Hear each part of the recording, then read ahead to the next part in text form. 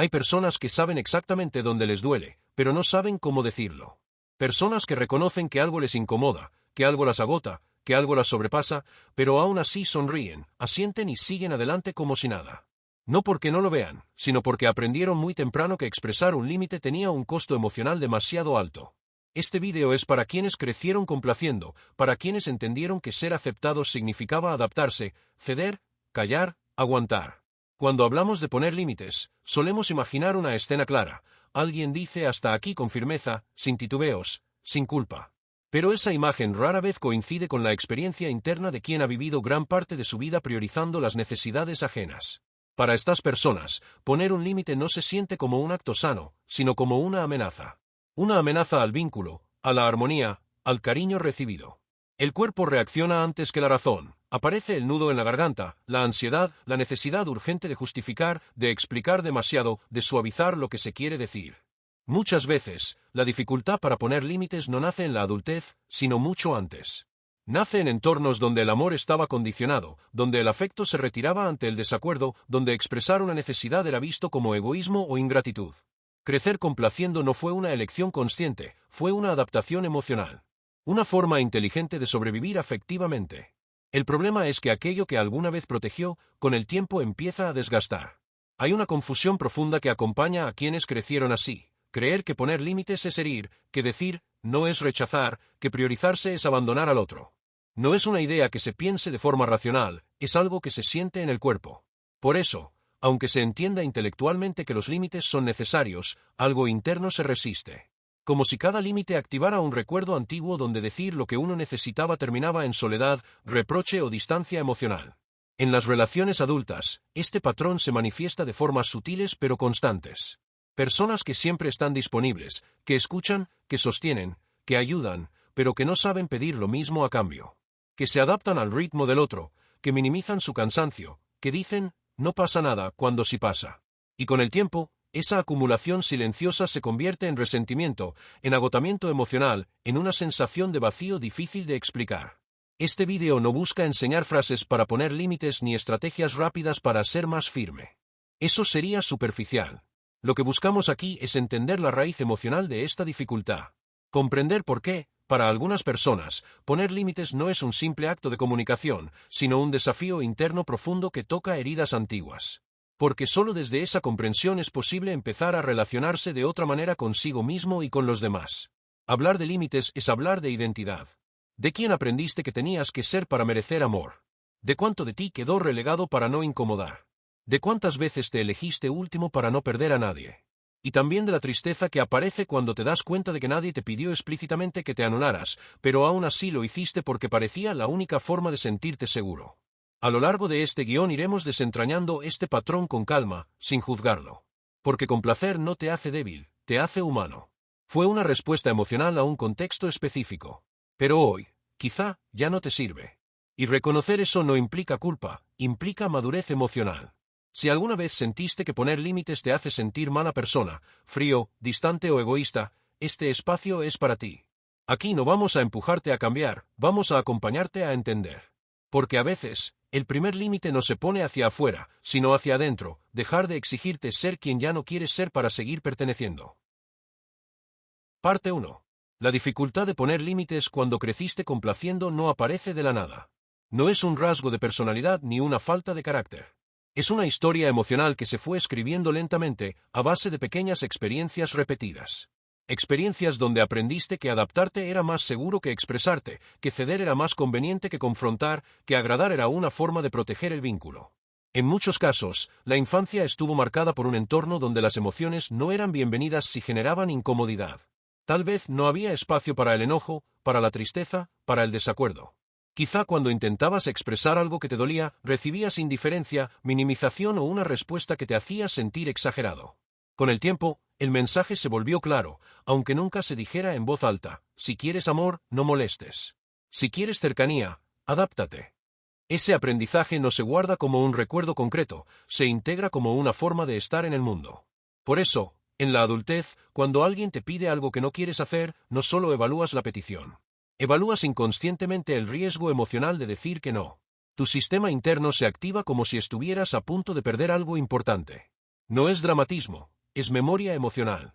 Poner límites, entonces, no se siente como un acto neutro. Se siente como romper una regla interna muy antigua. Una regla que decía que tu valor estaba en ser fácil, disponible, comprensivo. Por eso muchas personas que crecieron complaciendo se describen como buenas personas, pero en el fondo cargan con una sensación constante de cansancio. No porque dar sea malo, sino porque dar sin límites termina siendo una forma de abandono hacia uno mismo. En las relaciones de pareja, este patrón suele intensificarse. Al inicio, la complacencia puede confundirse con amor, con entrega, con cuidado. Estás atento a lo que el otro necesita, te adaptas a su ritmo, evitas conflictos. Pero poco a poco, empiezas a sentir que tu espacio se reduce, que tus necesidades quedan en segundo plano. Y aún así, te cuesta decirlo. No porque no lo sepas, sino porque temes que al hacerlo el otro se aleje, se decepcione o te vea de otra manera. En el ámbito familiar, la dificultad para poner límites suele venir acompañada de culpa. Especialmente cuando desde pequeño ocupaste el rol del que no da problemas, del que entiende, del que se hace cargo. Cambiar ese lugar genera una sensación de traición interna. Como si al poner un límite estuvieras rompiendo un pacto silencioso. Y aunque nadie te lo exija hoy, esa lealtad emocional sigue operando.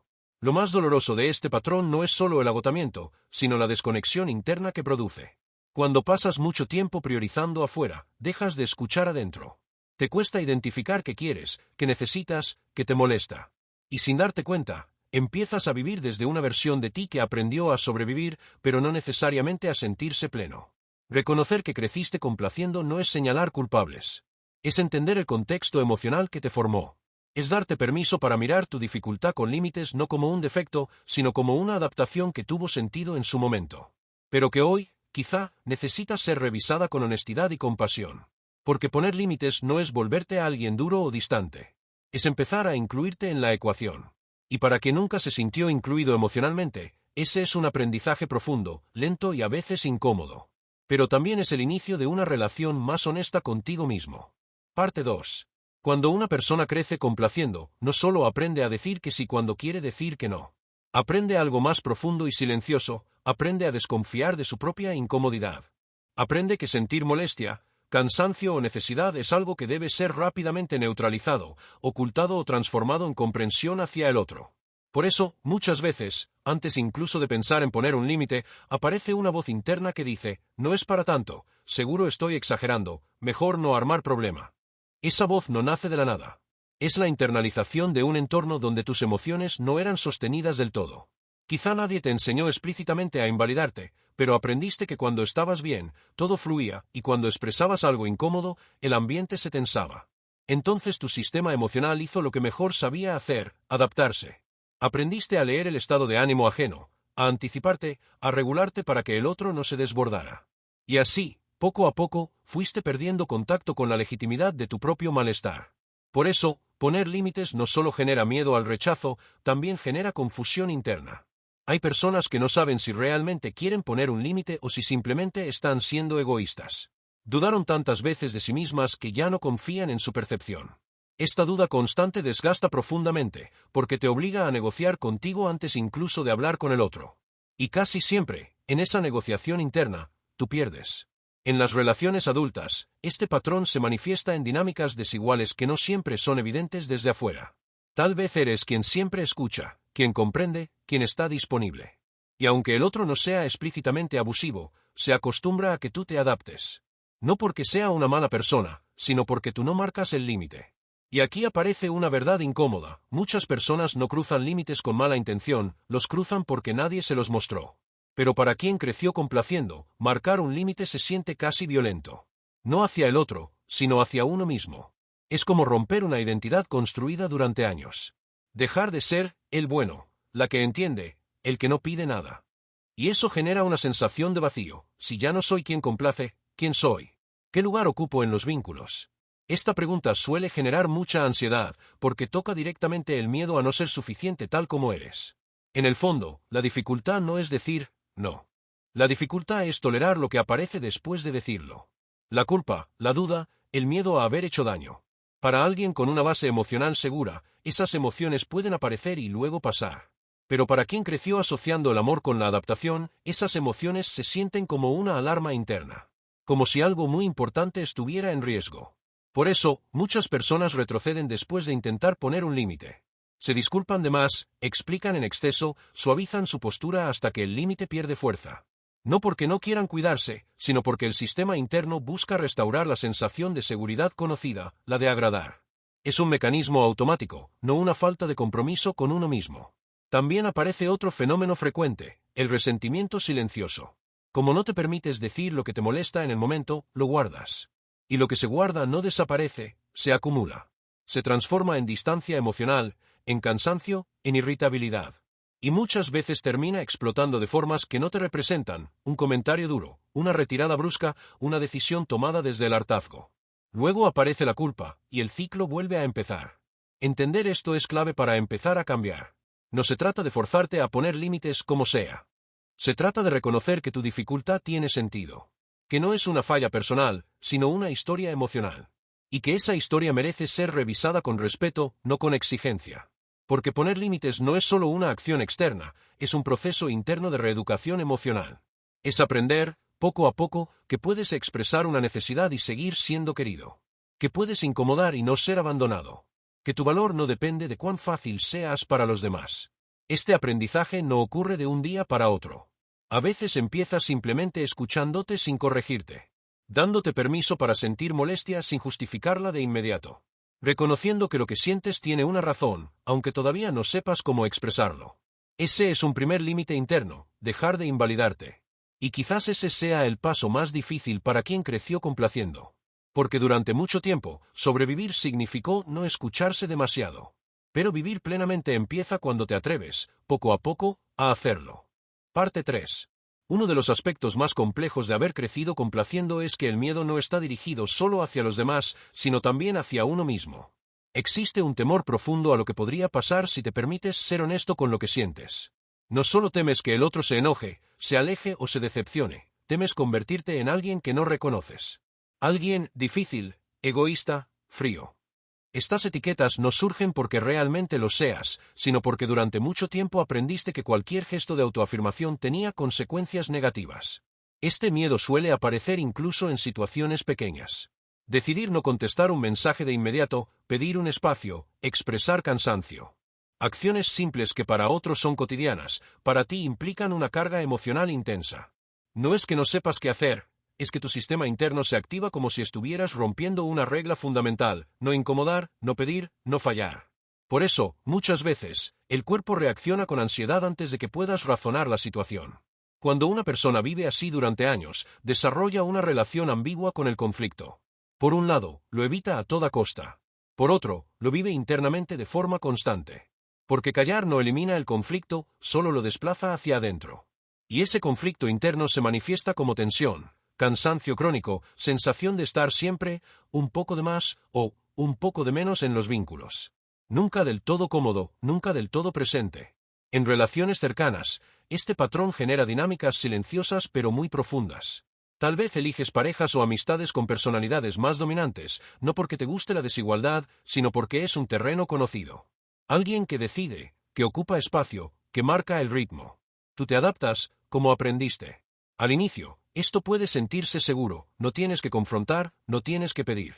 Pero con el tiempo, la balanza se inclina demasiado y empiezas a sentir que desapareces dentro del vínculo. Y aquí aparece una paradoja dolorosa, cuanto más te adaptas, menos visto te sientes. No porque el otro no quiera verte, sino porque tú no te muestras del todo. Mostrarte implicaría decir lo que necesitas, y eso sigue siendo amenazante. Entonces el vínculo se construye sobre una versión parcial de ti. Y tarde o temprano, esa distancia interna se vuelve insoportable. También es común que quienes crecieron complaciendo tengan dificultad para identificar sus propios límites hasta que ya han sido sobrepasados. No saben decir, hasta aquí, porque no sienten el límite en el momento. Están tan acostumbrados a tolerar que solo reaccionan cuando el cuerpo ya no puede más. Cuando aparece el agotamiento, el enojo, o una desconexión emocional profunda. Y entonces se preguntan cómo llegaron a ese punto. La respuesta no suele ser un gran evento, sino una suma de pequeños silencios. De veces que dijiste que sí cuando querías decir que no. De veces que minimizaste tu malestar. De veces que priorizaste la paz externa sobre la coherencia interna. Cada una de esas decisiones tuvo sentido en su contexto, pero juntas construyeron una forma de relacionarte que te deja poco espacio para ser. Empezar a cambiar este patrón no significa volverte confrontativo ni imponer límites rígidos. Significa, primero, reconocer que tu incomodidad es una señal válida, que no necesitas justificarla para que exista. Este reconocimiento interno es fundamental, porque sin él, cualquier intento de poner un límite hacia afuera se sentirá forzado, artificial o insostenible. También implica aceptar que poner límites puede generar reacciones incómodas. No todas las personas van a recibir bien tu cambio. Algunas se sorprenderán, otras se resistirán, y eso puede doler. Pero ese dolor no necesariamente significa que estás haciendo algo mal. A veces significa que estás saliendo de un rol que sostenía una dinámica que ya no te hacía bien. Para alguien que creció complaciendo, este proceso suele ir acompañado de mucha autoobservación. De notar cuando dices que sí por miedo. Cuando te callas para evitar tensión. Cuando te adaptas automáticamente sin preguntarte si realmente quieres hacerlo. No para castigarte, sino para entenderte. Porque solo entendiendo el patrón puedes empezar a modificarlo con cuidado. Poner límites, en este contexto, no es un acto heroico ni una declaración contundente. Es un aprendizaje gradual.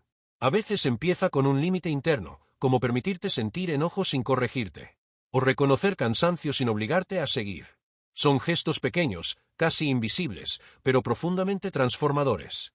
Porque al final, lo que está en juego no es solo tu capacidad de decir no, sino tu derecho a existir plenamente en tus relaciones. A ocupar espacio sin sentir culpa. A ser tenido en cuenta sin tener que desaparecer primero. Y ese derecho, aunque no siempre te lo hayan enseñado, siempre estuvo ahí. Parte 4. Hay un momento silencioso, casi imperceptible, en la vida de quien creció complaciendo, en el que empieza a darse cuenta de que algo no encaja. No suele ser un gran quiebre ni una discusión fuerte. Más bien es una sensación persistente de estar cansado sin saber exactamente por qué. De sentirse poco entusiasmado por vínculos que, en teoría, deberían hacerle bien. Ese cansancio no viene de amar demasiado, sino de amarse demasiado poco dentro de esas relaciones. Cuando siempre has puesto al otro primero, llega un punto en el que ya no sabes cómo ponerte a ti sin sentir culpa. La idea de priorizarte no se siente natural, se siente incorrecta. Como si estuvieras rompiendo una norma moral interna. Esto ocurre porque durante mucho tiempo, tu valor estuvo asociado a tu capacidad de dar, de adaptarte, de sostener. No aprendiste que también podías recibir sin tener que ganártelo. Este patrón suele generar una autoexigencia muy particular. No solo te exiges ser comprensivo con los demás, sino también contigo. Te dices que deberías poder más, aguantar más, entender más. Y cuando no puedes, te juzgas. Esta exigencia interna es una extensión del mismo mecanismo de complacencia. Sigues intentando ser suficiente, incluso para ti mismo. El límite nunca llega porque siempre hay una razón para postergarlo. En muchos casos, esta dificultad se vuelve más evidente cuando la persona atraviesa momentos de crisis personal. Un duelo, una separación, un cambio importante. En esos momentos, la energía disminuye y ya no es tan fácil sostener a todos. Y ahí aparece el miedo. ¿Qué pasa si dejo de ser quien siempre está? ¿Qué pasa si ahora soy yo quien necesita? Para quien creció complaciendo, necesitar se siente peligroso. Como si fuera una carga para los demás. Este miedo a necesitar está profundamente ligado a la experiencia temprana de no haber sido sostenido del todo. Quizá aprendiste que cuando necesitabas, no había espacio. O que tus necesidades eran secundarias frente a las de otros. Entonces desarrollaste una independencia emocional aparente, que en realidad era una forma de no molestar. Pero esa independencia tiene un costo, la soledad emocional. En las relaciones, esto se traduce en una dificultad para pedir. No pides ayuda, no pides atención, no pides cambios. Esperas que el otro lo note. Y cuando no lo hace, te duele. Pero no dices nada. Porque decirlo implicaría exponerte, y exponerte siempre fue riesgoso. Así, se crea una distancia silenciosa que nadie nombra, pero que ambos sienten. Poner límites, en este contexto, no es solo decir hasta dónde el otro puede llegar, sino también reconocer hasta dónde tú puedes dar. Implica aceptar que no siempre tienes la capacidad de sostener, y que eso no te hace menos valioso. Este reconocimiento suele ser muy difícil, porque toca una herida profunda, la idea de que solo eres querido cuando eres útil. Muchas personas que crecieron complaciendo viven con la sensación de que, si dejan de dar, serán reemplazables. Que su presencia no es suficiente por sí sola. Esta creencia no siempre es consciente, pero guía muchas decisiones. Por eso, el límite se vive como una amenaza a la pertenencia. Y pertenecer fue, durante mucho tiempo, una necesidad básica no resuelta del todo.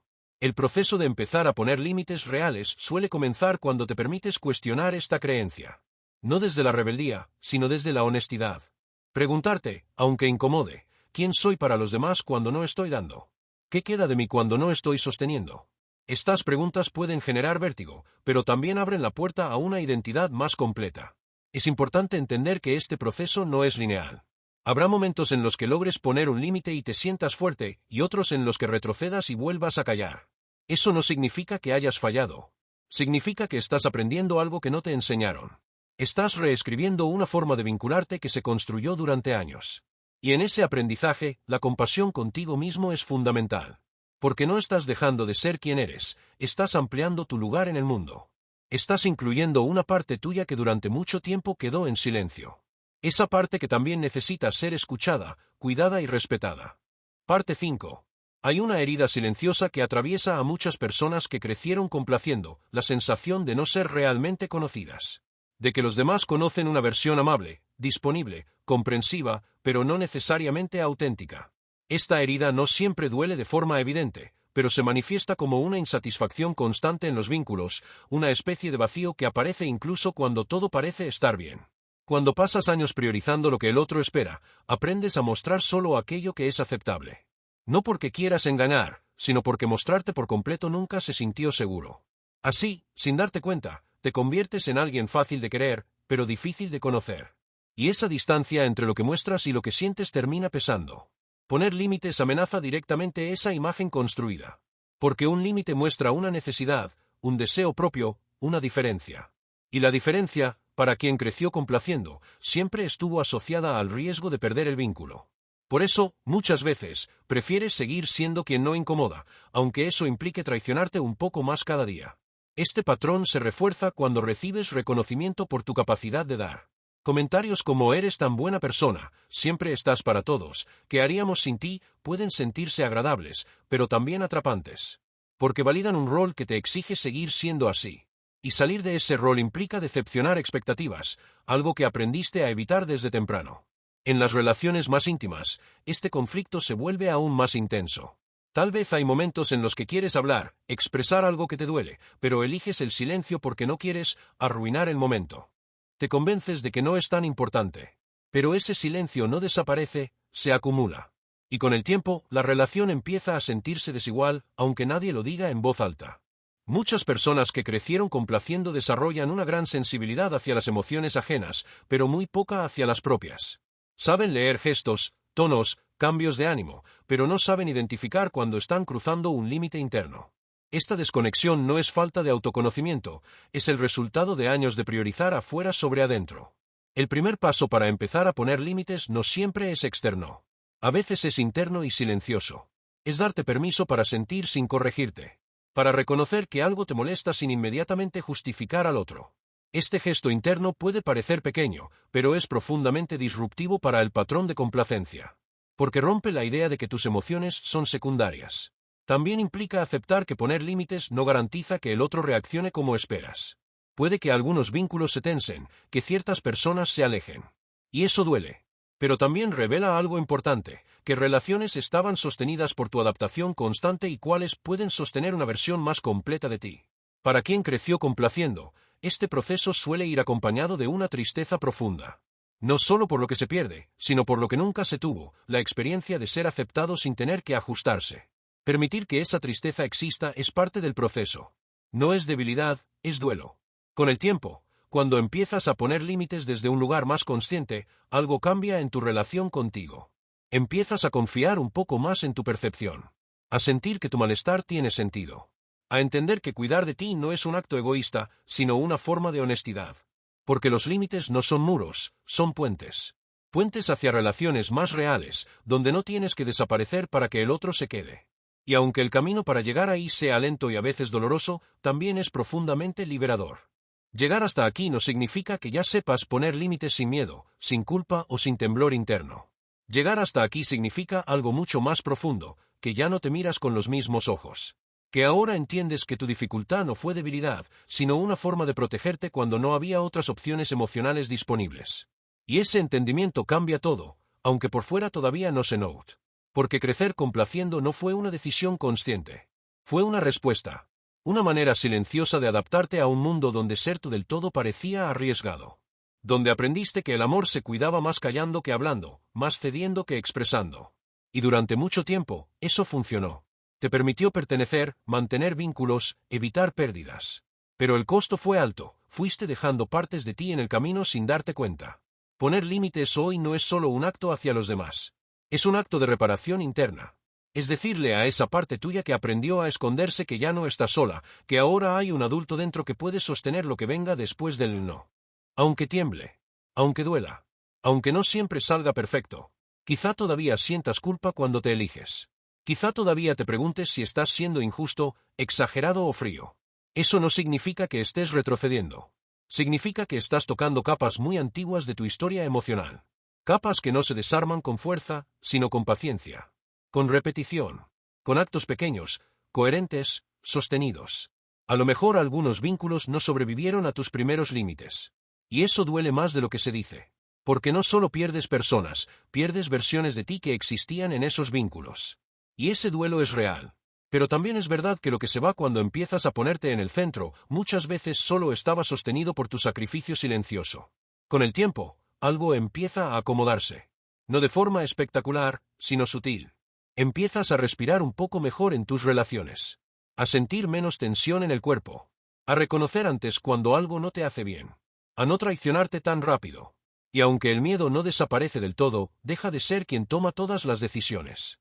Aprendes que poner límites no te convierte en alguien duro, sino en alguien más honesto. Que decir hasta aquí no rompe los vínculos sanos, los ordena.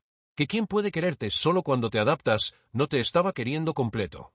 Y que ser querido completo incluye tus límites, tus silencios, tus necesidades y tus pausas. Tal vez el mayor cambio no sea externo. Tal vez nadie lo note de inmediato. Pero tú sí.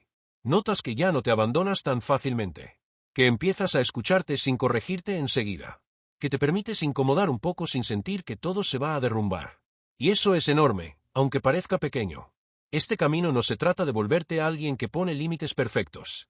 Se trata de dejar de vivir en una negociación constante contigo mismo. De empezar a incluirte en tu propia vida. De entender que no naciste para ser fácil, naciste para ser real. Si durante años sobreviviste complaciendo, hoy puedes aprender a vivir eligiéndote. No desde el ego, sino desde la dignidad emocional. Desde el respeto por tu historia y por quien estás siendo ahora. Y quizá ese sea el límite más importante de todos, no volver a desaparecer para que otros se queden. Porque ahora sabes que tu presencia, tal como es, también merece un lugar.